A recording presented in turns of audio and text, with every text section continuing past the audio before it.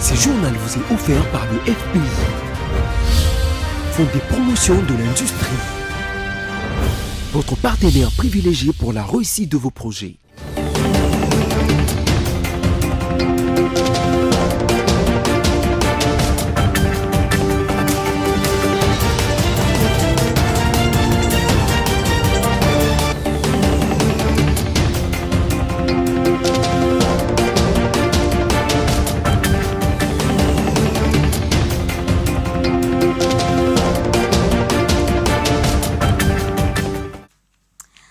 Grande est notre joie de vous savoir nombreux à suivre ce journal. Madame, Monsieur, bonsoir. Le sommaire. Début des épreuves de l'examen national des fins d'études primaires ENAFEP qui dure 2 jours. Vous verrez dans ce journal la joie qu'expriment les élèves à l'idée de passer sur l'autre bord. Une pétition initiée par Willy Michiki à l'Assemblée nationale pour appuyer l'installation du gouvernement souminois, contrairement à l'autre mouvement qui est contre son installation. Tout a un début et une fin, c'est le cas de l'ANC, le parti au pouvoir depuis 30 ans en Afrique du Sud, qui a perdu sa majorité parlementaire après élection. Les détails, c'est tout de suite. Voilà tout pour le sommaire. Encore une fois, bonsoir et merci de nous rejoindre. C'est lundi 3 juin 2024, marque le début des épreuves de l'examen national de fin d'études primaires ENAFEP sur l'ensemble du territoire national. Au total, des 217 456 élèves finalistes ont passé ces examens qui se dérouleront pendant 2 jours, soit lundi et mardi. À ces sujets, nos reporters se sont rendus au centre Bokele-Allé pour rencontrer quelques finalistes après examen. Jeanette Fika et Générose Essengo. La joie de se séparer d'avec la culotte et d'enfiler les pantalons était très visible aux lèvres de ses élèves. Au centre Bokele-Allé, le finaliste de l'école primaire était confiant au sortir de leur salle d'examen. Comme tout enfant après examen, ces élèves ont créé des groupes devant leur centre pour vérifier leurs réponses pour s'assurer de la réussite à cet examen. Un des leurs a au micro de BC Télévision relaté son expérience en ses premiers jours de la maison jusqu'au centre. Le matin, j'étais stressée, mais à un moment, je me suis dit, pourquoi je dois être stressée? Quand je me suis lavée, ma mère m'a dit, si tu finis, on va prier. On a prié, j'ai eu de la force, je suis arrivée à l'école. Il y avait quelques complications avec le macaron, mais j'ai obtenu mon macaron jusqu'à ce que je sois arrivée au centre. Quand on était rentré dans la salle, on a duré quelques minutes. On nous a remis les items. Quand j'ai vu l'item, je me suis dit, je vais bien le faire. Jusqu'à ce qu'on a fini, j'ai rendu l'item et on est sorti. Bien qu'il ne soit pas de prophète, chacun de ses enfants a exprimé avec foi le pourcentage qu'il attend. Sachez en outre que à Kanyabayonga, au Nord Kivu, à cause de l'intensification des combats entre les FARDC et les M23, le centre de passation de l'ENAFEP se sont délocalisés à Kayina. Et le chef de l'État, Félix-Antoine Tshisekedi, a reçu le week-end dernier une invitation de son homologue de la République du Congo, Sassou Nguesso, pour participer à la conférence sur la forestation et le reboisement qui se tiendra à Brazzaville du 2 au 5 juillet 2024, presse présidentielle. Madame Rosalie Matondo, ministre de l'économie forestière de la République du Congo, était porteuse ce samedi 1er juin d'un message du président Denis Sassou Nguesso adressé à son homologue de la RDC, Félix-Antoine Tshisekedi Tshilombo. Reçue dans l'après-midi au palais présidentiel du Mongaliema, Madame Rosalie Matondo a remis au chef de l'État l'enveloppe contenant l'invitation lui adressée pour participer à la conférence internationale sur la forestation et le reboisement qui se tiendra du 2 au 5 juillet prochain à Brazzaville. La préservation de l'environnement, la gestion de nos forêts et la coopération étroite entre Kinshasa et Brazzaville figurent parmi les points évoqués au cours de cette rencontre. Nos relations doivent être étroites et son Excellence, Monsieur le Président Tshisekedi l'a rappelé. Il nous a demandé à ce que les deux secteurs soient intimement liés pour régler les thématiques qui sont des enjeux aujourd'hui planétaires, de la préservation de l'environnement, de la conservation de nos forêts et aussi de cette économie que nous devons promouvoir à travers nos ressources naturelles. Aujourd'hui, vous avez un ministère qui s'appelle ministère de l'économie climatique. Donc nous devons nous mettre ensemble pour voir comment les ressources, concilier la préservation de l'environnement et aussi l'essor économique de nos pays, parce que ce sont les ressources naturelles qui doivent donc nous aider à cet essor économique. Le bassin du Congo court un danger lié au changement climatique, a renchéri Madame la ministre de l'économie forestière. Nous vivons ces dangers, nous vivons ces effets liés au changement climatique avec le décalage des saisons, les températures qui augmentent, la sécheresse, mais également nous avons parlé du fait que nos communautés utilisent le bois comme source d'énergie domestique. Donc ce bois qui est exploité dans les forêts naturelles est une grande cause de déforestation. C'est pourquoi l'initiative de son Excellence, Monsieur le Président de la République du Congo, c'est de proposer à l'humanité tout entière une décennie mondiale de la forestation et du reboisement. La question de l'environnement intéresse au plus haut point la République démocratique du Congo, reconnue comme le pays solution aux problèmes climatiques. Ce forum sera une occasion de plus pour le président Tshisekedi de faire entendre la voix de son pays.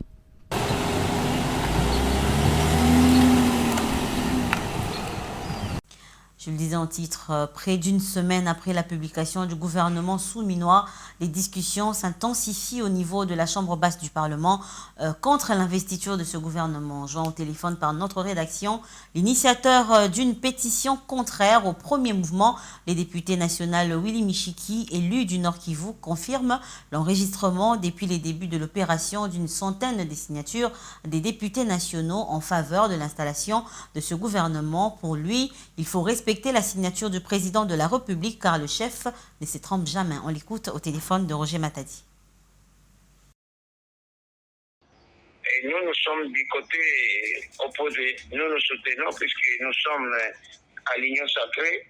Ce n'est pas, je dis, tout le monde qui s'est nommé, c'est plutôt qu'elle a été nommée par les chefs d'État. Nous devons faire respecter la signature du chef de l'État.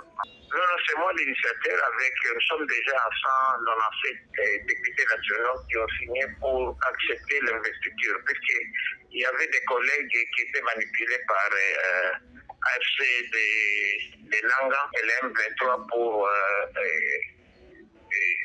bloquer l'investiture du gouvernement en vue de faire échouer et humilier les chefs de l'État. Et nous avons dit, pas question d'humilier les chefs, c'est notre chef, il peut même s'être trompé, d'ailleurs les chefs ne se trompent pas. Donc la pétition, nous la faisons pour confirmer effectivement que le gouvernement est soutenu par sa majorité. Bien sûr, puisque déjà, si nous dépensons déjà la barre de 250 députés nationaux, donc il n'y a plus de crainte pour dire que si le gouvernement n'est pas investi, il tombe. Et notre démarche consiste à rassurer le gouvernement qu'il ne tombera pas, il sera bel et bien investi. Et dans le reste de l'actualité, en bref et en images, quelques jours après la marche organisée par les agents de la Direction générale des recettes de Kinshasa réclamant les conditions socio-professionnelles, l'Assemblée provinciale de Kinshasa, siégeant en plénière du week-end dernier à l'initiative du député provincial Steve Mulumba Kongolo, a décidé d'interpeller le directeur général de la DGRK, Miché Moussaka. Selon l'initiateur, une entreprise provinciale doit produire pour la ville et non pour les individus, et ce, après que 90 milliards de francs congolais réalisés et puis volatilisés. Autre chose, réunie en conclave à Kinshasa du jeudi 30 mai au samedi 1er juin 2024, le parti Leadership et Gouvernance pour le développement, LGD en sigle, de l'opposant Augustin Matata Pogno, lors de son discours, il a clairement appelé à la suppression pure et simple de la Commission électorale nationale indépendante CENI et s'oppose en même temps à toute révision de la Constitution. C'est lors de la clôture du dit conclave organisé au centre Nganda dans la commune de Kitambo qu'il l'a annoncé. Isaac Bopima et Abel Kassongo étaient présents pour le compte de BC Télévision. C'est au centre catholique Nganda, situé dans la commune de Kintambo, que s'est clôturé ce conclave du parti politique, leadership et gouvernance pour le développement qui a réuni durant 3 jours plus de 380 cadres et militants issus des différentes provinces de la République démocratique du Congo. Ces partis chers à l'ancien Premier ministre Augustin Matata Ponyo s'est, au cours de ces assises, auto-évalué vis-à-vis du processus électoral de décembre 2023, son fonctionnement et son implication à travers la République et a défini des nouvelles orientations pour les prochaines échéances électorales. De ce qui précède, le LGD, réuni en conclave politique du 30 mai au 1er juin 2024, décide ce qui suit. De rejeter avec force qu'au nom d'une idée obscurantiste de la démocratie, l'histoire de notre pays soit un éternel recommencement et que l'on puisse, en défiant le peuple, se maintenir au pouvoir par la force en voulant modifier ou changer la Constitution. De doter au parti un plan quinquennal dénommé LGD Horizon 2028 afin de gagner les élections 2028 à tous les niveaux à travers le redimensionnement de la formation. S'agissant toujours du processus électoral de décembre dernier, qualifié de raté par l'opposition politique et au regard de la faillite de la CENI, face à ses missions d'organiser des élections libres, transparentes et apaisées, Augustin Matata Ponyo suggère sa suppression pure et simple. Bon, globalement, les travaux se sont bien déroulés. Ce sont les travaux des conclaves qui ont coïncidé avec nos 2 ans d'existence comme parti politique. Et globalement, le bilan est largement positif, comme vous le savez. Le LGD est devenu un parti d'opposition qui pèse. Le LGD est devenu un parti qui rayonne dans l'ensemble du pays. Mais mieux encore, le LGD est l'un des partis d'opposition auxquels les Congolais croient pour renouveler la vie des millions et des millions de Congolais. Nous avons fait état d'un chaos électoral et non pas d'un processus électoral. Un chaos électoral qui a amené les conclavistes à pouvoir suggérer la suppression pure et simple de la CENI et son remplacement par une structure internationale, indépendante, pour la simple raison que la CENI n'a pas répondu ni à l'essence de son existence, ni aux objectifs qui lui ont été assignés. La clôture de cette première rencontre de grande envergure des cadres et militants du LGD tenue après le processus électoral de 2023 a connu la participation de plusieurs représentants des partis politiques de l'opposition, notamment 2 grandes figures du parti Ensemble pour la République de Moïse Katumbi, à savoir le secrétaire général Dieudonné Bolengue-Tengue ainsi que le porte-parole Hervé Diakessé.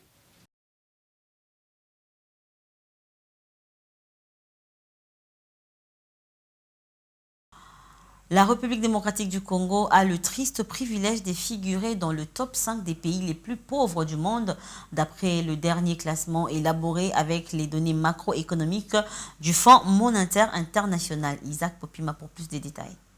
Connu pour ses classements de meilleures institutions financières du monde, Global Finance, un magazine américain, a publié récemment les classements des pays de la planète en fonction de leur richesse. Une classification dont la République démocratique du Congo occupe malheureusement la 4e place des pays les plus pauvres du monde. Selon ce rapport, sur 190 pays étudiés, le top 10 des pays les plus riches du monde est dominé cette année par un habitué, les Grands-Duchés de Luxembourg, qui affiche 134 743 $ de PIB par habitant. Il est suivi par Macao, région autonome de la côte sud de la Chine continentale, dans le delta de la rivière des Perles, en face de Hong Kong, qui a vécu sous tutelle portugaise jusqu'en 1999. Viennent ensuite Irlande, Singapour, Qatar, Émirats arabes unis, Suisse, les États-Unis et la Norvège. Dans ces classements, l'Afrique est globalement au bas du tableau, même si certains pays parviennent à tirer leur épingle du jeu. Sur le continent, le plus riche de tous est, pour plusieurs années consécutives, la République des Seychelles, 54e place mondiale avec 43 151 $ par habitant. Véritable prouesse, car ces pays de l'océan Indien dévancent des pays comme la Grèce, la Lettonie ou la Russie. À l'opposé, l'Afrique est championne lorsqu'il s'agit de figurer dans le top 10 des pays les plus pauvres de la planète, avec 9 pays sur le 10. En effet, les 10 nations qui ont le triste privilège d'être le plus pauvre du monde sont les suivants: Yémen, Madagascar, Libéria, Malawi, Niger, Mozambique, RDC, RCA, Burundi et Soudan du Sud. Par ailleurs, la République démocratique du Congo, malgré sa multitude de richesses minières, son étendue et l'immensité de ses terres arables, occupe donc la place de 4e pays le plus pauvre du monde, dépassé même par des non-États comme la Somalie et le Yémen. Il serait sans doute recommandé que le dirigeant congolais se pose les bonnes questions sur les causes de la déchéance d'un pays aussi bien doté en ressources naturelles, afin d'élaborer les politiques publiques susceptibles de lancer le développement du Congo-Kinshasa. Et en dehors de nos frontières, en Afrique du Sud, les jeux sont faits pour l'ANC et c'est maintenant officiel. Le parti qui avait porté Nelson Mandela au pouvoir il y a 30 ans a perdu sa majorité absolue au Parlement à l'issue des élections générales. Regardez. À l'annonce des résultats, ce n'est pas l'euphorie des grands jours pour le leader de l'ANC, le président sud-africain Cyril Ramaphosa. Notre peuple s'est exprimé. Que cela nous plaise ou non, il s'est exprimé. Pour la première fois depuis 1994 et la fin de l'apartheid, l'ANC perd officiellement sa majorité absolue et n'obtient que 159 sièges sur 400 contre 230 auparavant. Problème, aucun autre parti n'est en mesure de former un gouvernement. L'Alliance démocratique, plus à droite, arrive en 2e position avec seulement 87 députés et pourrait chercher à s'allier avec l'ANC. L'Alliance démocratique fera tout ce qu'elle peut pour empêcher une coalition entre l'ANC et l'EFF, la gauche radicale. Mais en 3e position avec 49 parlementaires, le MK, parti de l'ancien président Zuma, ne l'entend pas de cette oreille. Il annonce boycotter les résultats de la commission électorale. Ses supporters exigent un recomptage ou promettent de reprendre le pouvoir. Nous allons leur montrer que le pouvoir qu'ils ont, c'est nous qui leur avons donné. Et on va le reprendre. On va reprendre ce pays. Le MK a annoncé accepter de négocier avec l'ANC si et seulement si le président Ramaphosa quittait le pouvoir. Le vélo est très utilisé quotidiennement dans certains pays, tandis que dans d'autres, on peine à se passer de la voiture. La journée mondiale de la bicyclette a lieu ce lundi 3 juin dans le but de promouvoir la bicyclette pour ses multiples avantages, allant de la santé physique à la rééducation de la pollution atmosphérique. Le récit est de Roger Matadi. Ce n'est pas une blague, la journée de la bicyclette existe bel et bien et a été décrétée par l'Organisation des Nations Unies depuis le 23 avril 2018. La date du 3 juin a été retenue pour fêter dignement cet événement. Par cet acte, l'organisation reconnaît la contribution du vélo aux 17 objectifs fixés par l'ONU en matière de développement durable. Un développement apte à promouvoir la prospérité et les opportunités économiques, un plus grand bien-être social et la protection de l'environnement. Les vélos, en tant que moyen de transport écologique, répondent à plusieurs défis environnementaux cruciaux. Et selon l'Organisation mondiale de la santé, augmenter la pratique du vélo pourrait réduire les émissions de CO2 de plusieurs millions de tonnes par an. En Europe, par exemple, 60% des déplacements en voiture sont inférieurs à 5 km, une distance aisément parcourable à vélo, ce qui souligne le potentiel de réduction des émissions de gaz à effet de serre. Les avancées technologiques jouent un rôle crucial dans l'amélioration de l'expérience cycliste. Les avancées technologiques jouent un rôle crucial dans l'amélioration de l'expérience cycliste. Les systèmes de partage de vélos intelligents qui utilisent des applications pour faciliter l'accès et la gestion sont un exemple d'innovation significative. Cette journée est donc l'occasion d'organiser des promenades à bicyclette à l'échelle nationale et locale afin de fortifier la santé et le bien-être physique et mentaux et de développer une culture du cyclisme dans la société.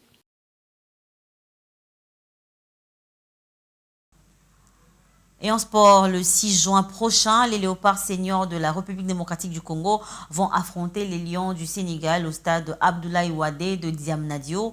Puis le Togo, le 9 juin à Kinshasa. S'exprimant sur ces deux rencontres à venir, le sélectionneur manager des Fauves congolais, Sébastien Desabre, estime que ces deux confrontations sont très importantes, mais pas décisives pour la suite de la compétition pour les Léopards. Suivez. Comme on avait abordé ceux de la Mauritanie et du Soudan sur les premières journées de qualification, ce sont, comme on l'avait dit, des qualifications qui sont sur la durée, qui sont extrêmement longues. Donc ces deux matchs sont très importants, mais pas décisifs pour la suite de la compétition. Donc on les aborde en essayant de travailler au mieux possible pour être prêt lors de ces rencontres, qui seront deux rencontres difficiles. Et on se prépare pour être à la hauteur. Bon, c'est toujours la même chose, comme je l'ai toujours dit. On court pas après les joueurs, on expose ce qu'on veut faire. On suit beaucoup de joueurs. Ça nous permet aussi d'avoir une certaine concurrence à l'intérieur de notre groupe, même si on s'appuie sur un noyau existant qui est depuis 1 an et demi avec moi. Mais il est important de pouvoir régénérer, de pouvoir aussi anticiper aussi les variations d'âge qu'il pourra y avoir dans le futur également, et puis de voir ces joueurs en situation pour voir si ils sont prêts à rester dans le groupe ou s'ils vont avoir besoin d'un peu plus de temps. Donc il y a plusieurs projets qui sont imbriqués, mais le principal étant d'être focus sur le match du Sénégal dans un premier temps et puis le Togo dans un second temps. Voilà, ce journal est terminé, mais avant de nous quitter, voici l'essentiel à retenir. Début des épreuves de l'examen national de fin d'études primaires ENAFEP qui dure 2 jours. Vous avez suivi dans ce journal la joie qu'ont exprimé ces élèves à l'idée de se passer sur l'autre bord. Une pétition initiée par Willy Michiki à l'Assemblée nationale pour appuyer l'installation du gouvernement souminois, contrairement à l'autre mouvement qui est contre son installation. Nous vous l'avons dit, tout a un début et une fin. C'est le cas de l'ANC, le parti au pouvoir, depuis 30 ans en Afrique du Sud, qui a perdu sa majorité parlementaire après les élections générales. Voilà tout pour ce soir. Merci à vous, madame, messieurs, de nous avoir suivis. Et bonne suite de programmes sur BSC Télévision. On se retrouve prochainement et ça sera avec le même plaisir. Au revoir.